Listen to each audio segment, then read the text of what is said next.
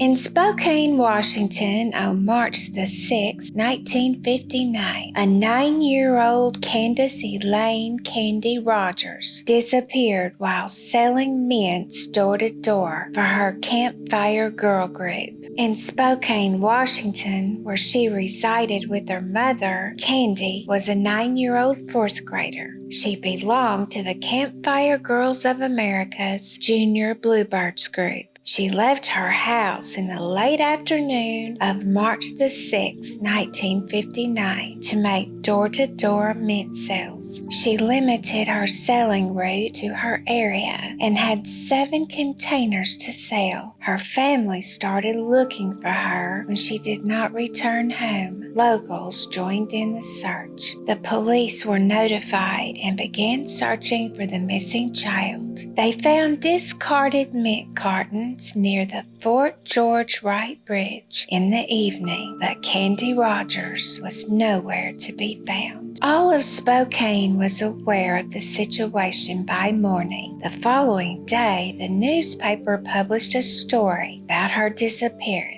Numerous people went in search of the young child. Several organizations, including the Boy Scouts of America, WWP, Inland Paper, International Harvester, and the Air Force, offered their help in the hunt. Tragically, a Sikorsky H-19 Chickasaw helicopter that was helping in the search that day crashed after colliding with the power line beside the Spokane River. 5 Air Force airmen were aboard the chopper. The collision claimed the lives of 3 of these men. 2 weeks after Candy Rogers vanished, 2 people hunting in the vicinity discovered her shoes. Her body was found the following morning, carefully hidden by pine needles and tree branches. To discover the individual responsible for her slaying, a new investigation was initiated. Investigators found that the young girl had been assaulted and choked to death. She had been strangled and restrained using strips of her clothing. The inquiry into her assault and murder lasted for decades and encompassed the careers of many law enforcement. Numerous leads and tips were investigated. Many individuals of importance were gradually eliminated. When forensic experts were able to separate a sample of semen from Candy Rogers' clothing in the early 2000s, they made significant progress in the investigation. A short tandem repeat was created and entered into CODIS, but no identification matching was found.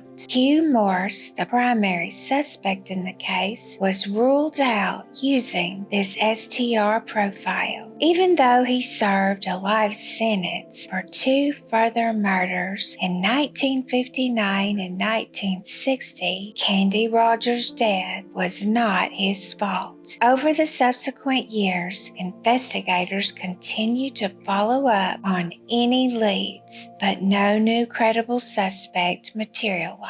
The Spokane Police Department contacted Othram in February of 2021 to see if Othram's tools and procedures could help with the investigation. Considering the antiquity of the case, it was not surprising that the DNA extract obtained from the crime scene was deteriorated and contaminated with non-human DNA. Othram's scientists employed forensic-grade genome sequencing to create a thorough genealogy profile from the DNA evidence after receiving the DNA extract in March of 2021. When a DNA profile was successfully created, the Othram genealogy team utilized it to look for distant genetic matches that would help identify the man whose DNA was found at the crime scene. By Labor Day, Detective Zach Stormont of the Spokane Police Department had received leads from Orthram's investigations. 3 brothers had been the focus of the hunt, according to Orthram's study. With the help of these fresh leads, Detective Zach Stormont and his team persisted with their inquiry and discovered that one of the brothers had passed away in 1970 at 30, leaving a wife and daughter behind. The daughter was contacted by investigators to ask if she would be prepared to assist in determining whether her father or one of his siblings may have been accountable for the decades-old crime. The daughter submitted a DNA sample, and the Spokane forensic team was able to confirm paternity by comparing the daughter's DNA sample to the profile created